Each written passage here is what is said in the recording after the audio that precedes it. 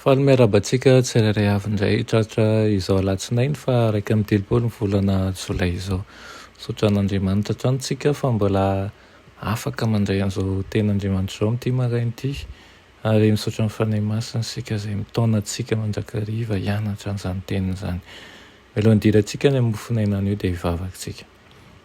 Tompo Andriamanitra io mbola velom-pisaoranao hatrany izay, satria Andriamanitra be fitiavana tokoa ianao, izay mamposaka an'izany eo aminay, tianay mba hitoeranao ny fanahinay sy ny ady fonay rehetra, mba ahafahanay mizara ihany koa izany fitiavanao izany any amin'ny hafa, ka olon'ny fitiavana izahay fa tsy olon'ny fankahalana.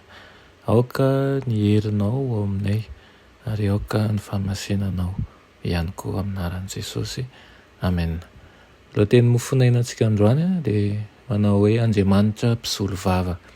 Alaina amin'ny Isaia 7:7, andininy 9:12. Isaia 7:7, vakina amin'ny 9:12, vakina amin'anaran'i Jesosy. Indro efa vitako tomboka vatsa eo am-pelantanako ianao, ary ny manda anao dia eo anatrehako mandrakariva. Amen. Fantatry Satana tsara ny fahotana rehetra vitan'ny olona noho ny fitaomana nataony. Ataony izay haketraka ny mpanota amin'ny fiampangany, ka hampino azy ireo fa tsy miaro azy intsony Andriamanitra, ary azony atao ny andevina azy.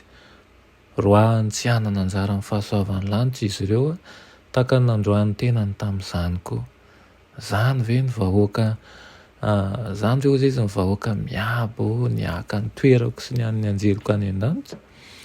Moa ve tena mankatoa tahaka ny tokony lalàn'Andriamanitra izy ireo ary mitandrina ny fitsipiny rehetra? Moa tsy mametraka ny tombotsoan'ny tenany alohan'ny tombotsoan'ny azy ve izy ireo? Moa tsy mifikitra amin'ny zavatra eto amin'ny tontolo izao va izy ireo? Jereo ange hoy izy ny fahotana izay mandoto ny fiainany, dinio ny fitiavan-tenany, ny ara-tsipanahany, ny fifankahalana izay misy eo aminy. Rohan'Andriamanitra tsy ho anatrehany miaraka amin'ny anjeliko va aho mba hamaliany tsoa ireo izay manota tahaka ny nataonay ihany koa izy? Tsy hanao an'izany ianao ry Andriamanitra ny fahamarinanao, ny hamoahana didy fanamelohana azy ireo ny rariny.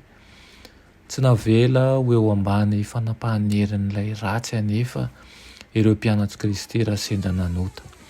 Nibebaka izy, nitady ny tompo indray tamin'ny mpanetretena sy tamin'ny fotorotoro, koa dia niady ho azy ireo iray mpisolo vava, mahafantatra ny olombelona hatramin'izay farany sy mahavaly fitehindrina.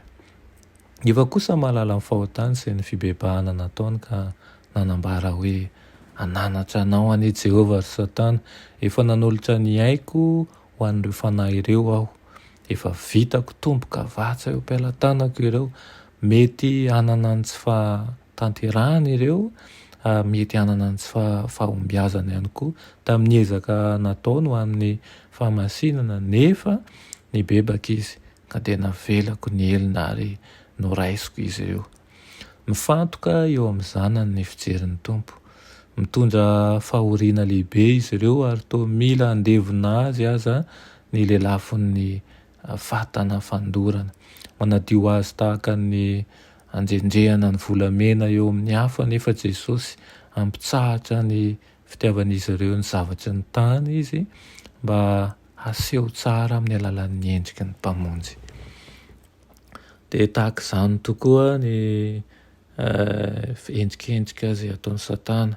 Tian'ny Satana isika mba ho kivy amin'ny mampanota antsika ary tsy hiverin-dalana hitodika amin'Andriamanitra, kanefa aoka ho fantatsika mandrakariva fa Kristy dia efa voavidin'ny rany Kristy teo amin'ny hazo fijaliana isika, ka izy ilay mpisolo vava izay milaza hoe efa navelako ny elina ary efa noraisy tokoa izy.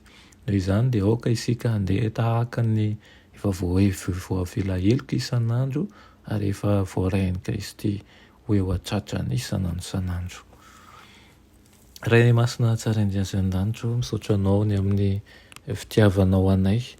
Ianao nanaiky isolo vavanay ary koa hiaro anay tokoa eo anivon'ilay ratsy.